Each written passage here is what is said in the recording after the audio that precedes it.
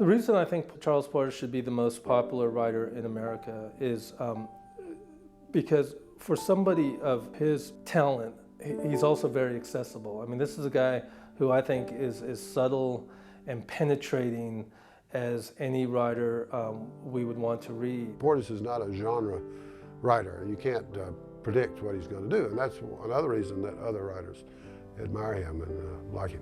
It's haunted me to this day as a thing to aspire to as a writer, even as a songwriter, to be able to capture in the genius-like fashion that Charles Portis does so sublimely moments of mundane reality that become, when looked at objectively, hilariously absurd. That's what Charles Portis is able to do. He was interested in writing and in other people's writing and in how you did it, and he was going to be a novelist, and he knew it. I'd say he's our era's Mark Twain, and the more times you read him, the more pleasure there is, and also the more and deeper resonances it has. He's a very normal guy who wants his piece and who wants to write and takes some time about his writing, and unlike perhaps many other authors today, is not proactive in publicizing his books. He managed to stay away from all that his entire career, and the result is that he's a mythic figure, not just among writers, but with readers as well. There's something appealing about an author who is just going to let these few books speak for him. This is his legacy.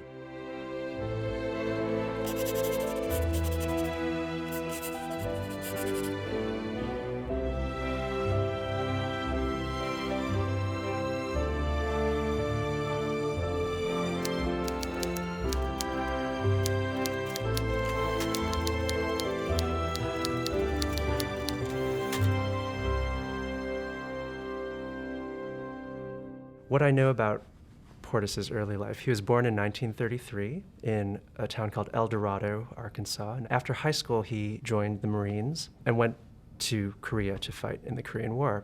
Returning to Arkansas, he enrolls at the University of Arkansas and chooses to pursue a journalism major, thinking it would be fun and not that hard. He took up newspaper business because, as many of us did when you were in high school and you found out you could write a sentence, and it was fairly easy, and you say, well, writing is what, I mean, I can do this, it's not hard to do. What do? You get newspaper business. So, and I suspect that's why Buddy did it as well as I did. I think he had been at the Memphis Commercial Appeal, and then he had taken a job at the Arkansas Gazette. He had been a reporter writing the Our Town column, and he was writing that column probably four days a week, which was a terrible ordeal for anyone to write a humor column. You run out of material pretty quick. Then he came up to New York to work for the Herald Tribune, which was a great writer's paper back in those days. He didn't have a job offered to him, but he had approached the New York Herald Tribune about a job, and they said, well, yeah, if you're ever up this way, give us a call or something, come by to see us. And so he just, what the hell, he quit and went up there, and they hired him. I met Charlie in 1962 when the famous 114-day newspaper strike had just begun in New York. I was working as a researcher at Newsweek magazine, and he came there to be a writer. The understanding was that he would go back to the Trib when it was over. When Charlie was working at the Herald Tribune, he had no telephone. Now, you have to understand, you can't be a newspaper reporter and not have a phone. They have to call you from time to time. They have to say to you, something just happened, go there. I was very impressed, as the Trib was, with his range and the way he knew how to tell a news story. Not only get the information, but tell the story. And I think they all came to respect Buddy more than probably anybody else. He was kind of an authentic character. He wasn't like all the rest of them. He was a Southern boy who was with no pretensions. And a couple years later, I believe 3 years later, is sent to London to be the bureau chief. In an interview, one of these rare interviews that he's given, he jokes that he got Karl Marx's old job because many years ago, Karl Marx actually held that same position in London. And Portis jokes that perhaps if they had paid him more, we could have saved the world a lot of grief. Portis does something so amazingly old-fashioned by deciding that's all well and good, but I want to write a novel. He kind of quit journalism cold turkey to go back to Arkansas to write his first novel in a fishing shack. I had no idea during our newspaper days that he wanted to write it. I don't remember his ever mentioning it. When he quit his job to go write a novel, we were all, you what? Charles Portis did what all of us are trying to do. You know, writers have been running away from the 9 to 5 their whole lives, myself included, and very few can do it. He just had, I think, that confidence and that calm that it would work out, and he never worried about it.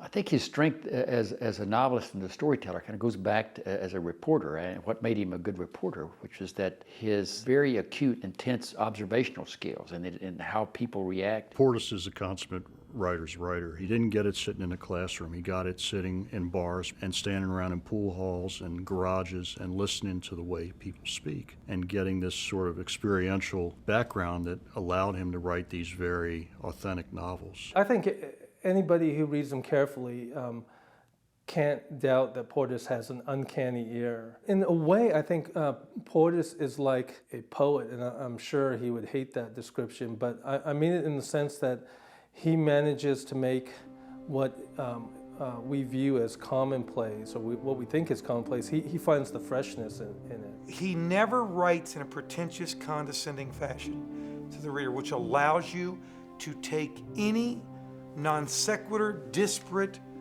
journey with him at any time. Norwood, which is his first book, begins in Texas. It's kind of a road novel, but I think the centerpiece of that novel is in New York City.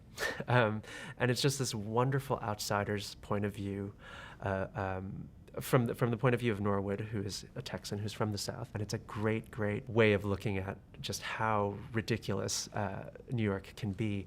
One of my favorite moments is meeting a travel writer I think he lives on 11th Street, who is a travel writer who never leaves his apartment. He just like makes up stuff about visiting Peru, and he's just sitting there in his apartment in New York. The spark really went off when I bought a Penguin paperback of Norwood in London.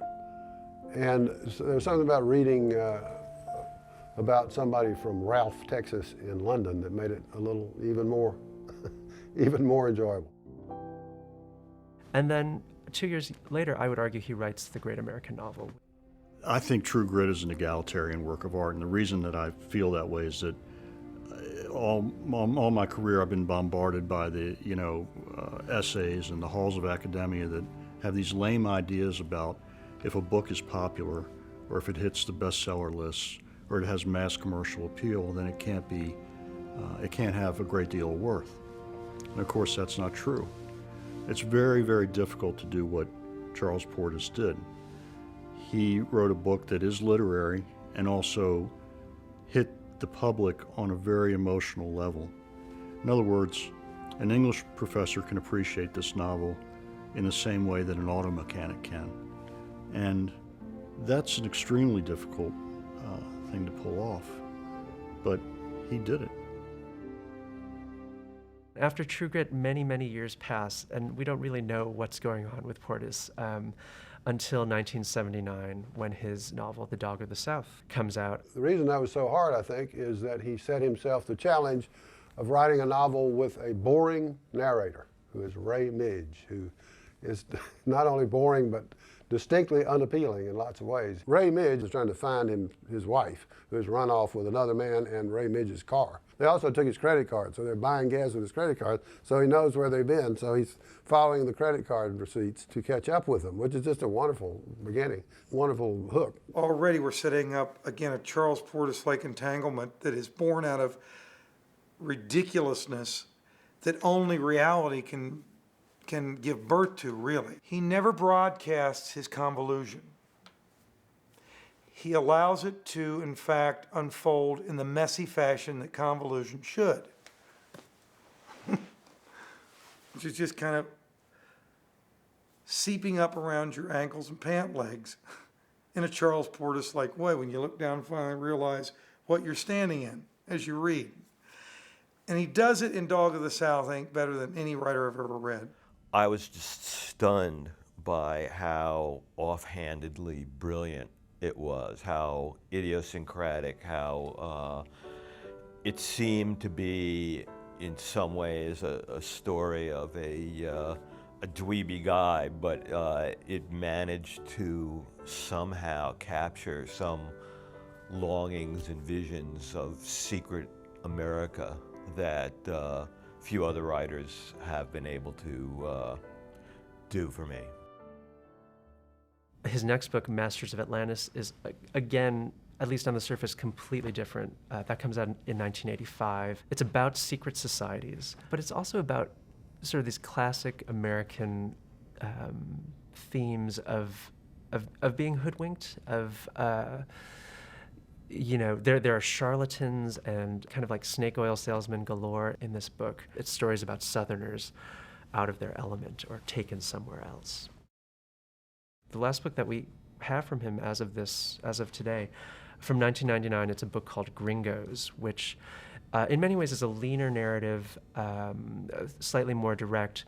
The character is kind of a capable protagonist, much like Mattie Ross or Rooster Cogburn or even LaBeef in True Grit. Jimmy Burns in Gringos is another Korean War vet. He is living in Mexico. He deals in artifacts, pre-Columbian pottery, things like that. His associates, his colleagues, his circle of acquaintances consists of fellow Americans, fellow gringos who are down there, either serious scholars or charlatans, once again, people who are counterfeiting ancient goods, and kind of people on the fringes, people who are really interested in UFOs and alien races and things like that. And once again, it's done without condescension. It's done with a sense that Portis has really immersed himself in this culture. I guess all of the novels turn out to be road shows in a way, but also for a writer, it's a good strategy. It keeps things from being static. You immediately have motion and narrative. You know, he doesn't explain his characters. He doesn't try to save his characters. He doesn't feel sorry for his characters. He just lets his characters be. They're people who we identify with, even though we may not be that character, but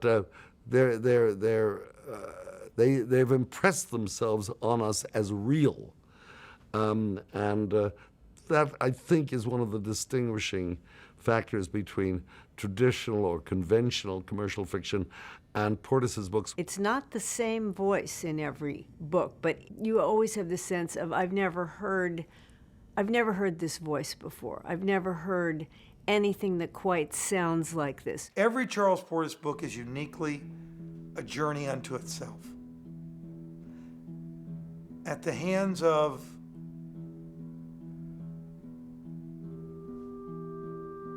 a great adventure guide.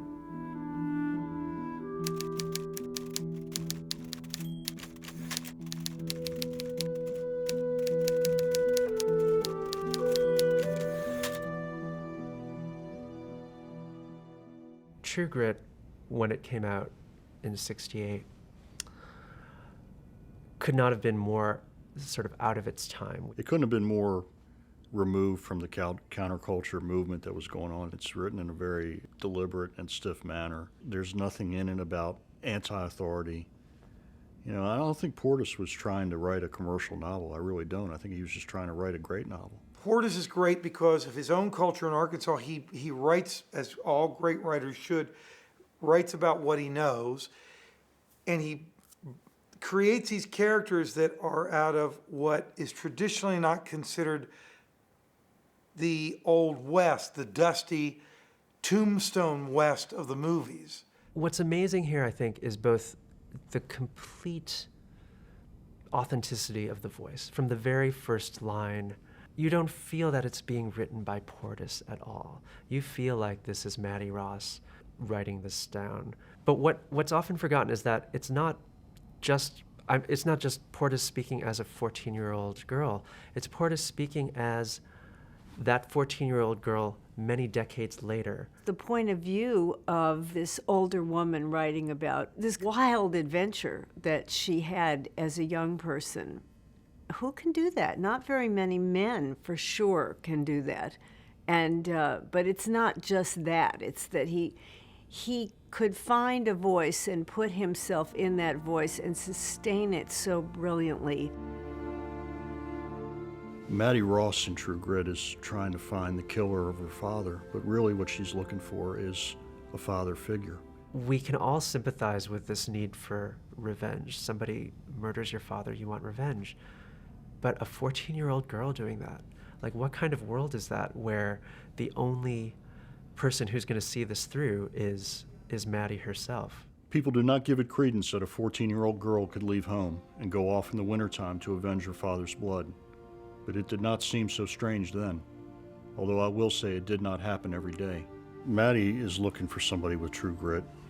She finds him in Rooster Cogburn. You know, hiring Rooster, and she wants to get her money's worth, and he doesn't want her to go along until he realizes that she's as good a man as he is. And LaBeef horns in on the deal because he's looking for Tom Cheney for another reason, and Rooster doesn't want LaBeef around, and LaBeef and Rooster are constantly going back and forth, and so it's this great triangle between the three of them. I think Rooster Cogburn is one of the great characters in all of Portis's books, and Maddie as well, of course. But there's something both so clear about him. Like he is the hero. He is an anti-hero in some ways, but he's also the hero. He doesn't even want to go on this journey, and he just throws up his hands at one point and he says, "All right, I'm going to do it." You know, she has grit and steel, and she takes no man's shit, and says she will not take no for an answer. She has as much grit as he does, and he recognizes that in her. It's why he acts heroically in the end. This guy's almost a scoundrel in a way, but he goes out in that field and he faces off against Lucky Ned Pepper and his gang, and it's for her. True Grit gets its weight for me in the last part of the novel when we go to the voice of Maddie Ross as an old woman.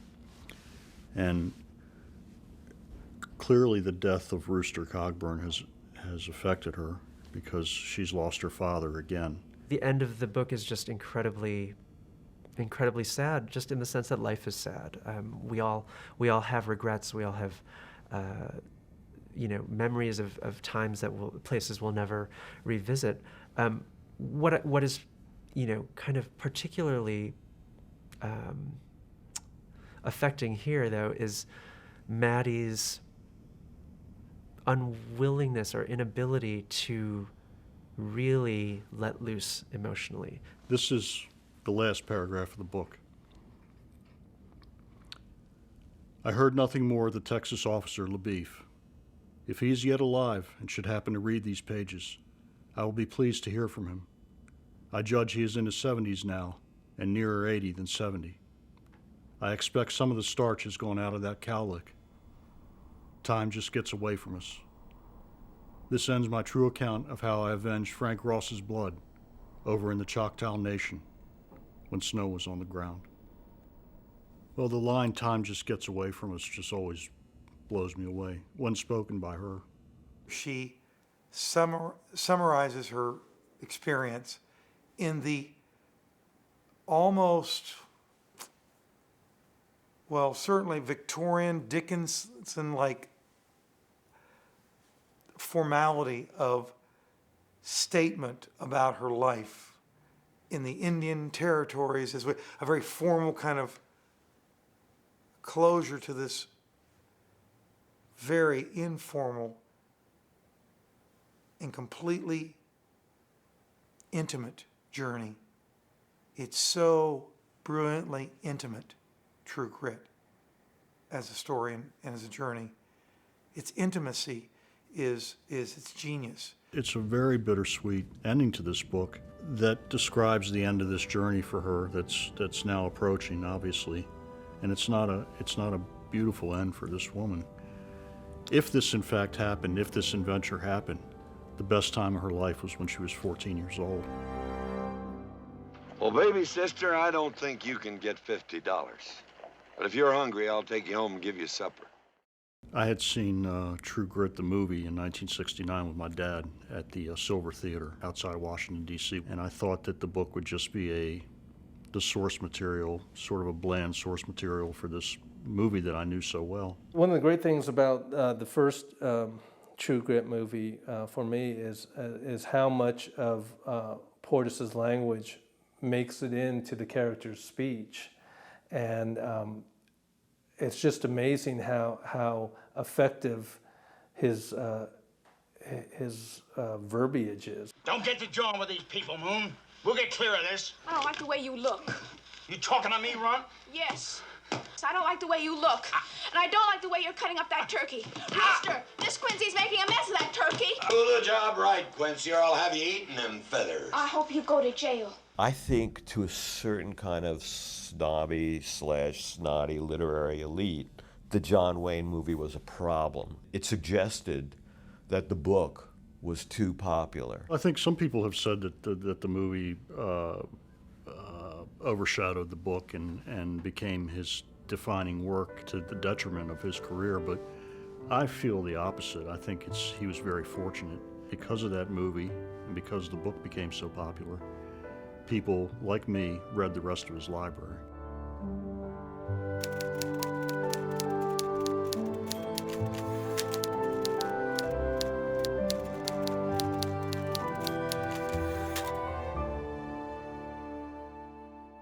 When True Grit was published in 1968, I think, it got a lot of attention and was a bestseller, sold a great number of copies. What is unusual is that it did not attach the success of True Grit to his other books, and yet both the charm and narrative drive of True Grit is there in different ways in the other four novels. There was a growing group of people that talked about the unfairness of Portis's books being out of print. There was something wrong with our culture, with the human species perhaps, that Portis's works were out of print. The business dictates that you have to go out and sell your book. You have to do a ton of interviews, book tours. He doesn't participate in literary events. You know, he never goes out, he never promotes his books, he never does interviews, and hardly ever does interviews. And that hurts you in terms of getting well known. He has this reputation, and I guess this is maybe the biggest part of his reputation, that he's kind of a recluse. I wouldn't call him a hermit in any way. He wasn't unsocial. He was a completely charming human being, and he still is. He just liked being alone. He wasn't a J.D. Salinger, hate the world kind of person. He just liked to write and fish and live his life. Now, I had previously requested an interview for Portis for a column I did for Esquire, and he turned me down. But as it turns out, that column in which I called on some brave publisher to do America a service by coming forward and putting all of Portis's out-of-print books back into print. So there was a real effort on the part of people to find his books. That's something that a small publisher can build on. And we were very small then, and so we bought all of the books, and I think we did rescue him. I don't like to think that he was somebody who was drowning. He was just not being read. He won an award recently. The Oxford American Magazine gave him and Morgan Freeman their first Lifetime Achievement Awards for Southern Arts. When I called him, I let him know right off the bat that if he didn't accept it, it wouldn't hurt my feelings. My position was, if he showed up, great. If he didn't, well, we have another Charles Portis story to bandy about. Morgan Freeman apparently made a nice, graceful speech of some length, and Portis got up and said, thank you, I'm not sure I deserve this, and sat down.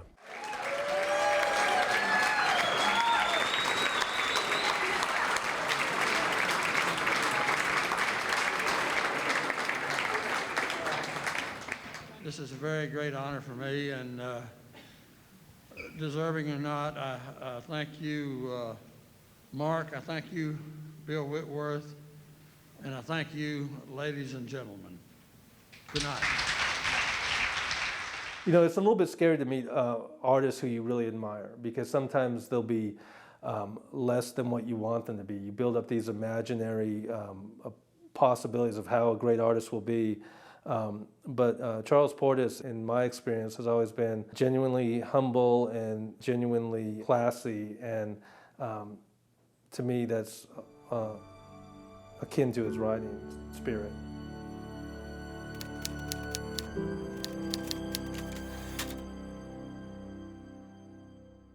There's so much curiosity about Portis's life, since he never talks about it. He has done one piece of autobiographical writing for me at the Atlantic Monthly. It ran in 1999. It was called Combinations of Jacksons. The Jacksons being Southern white guys like him. And it describes his youth and doing the ordinary things. But then he looks ahead to himself as an old man. I recently saw a vision in broad daylight of the ghost of Christmas yet to come.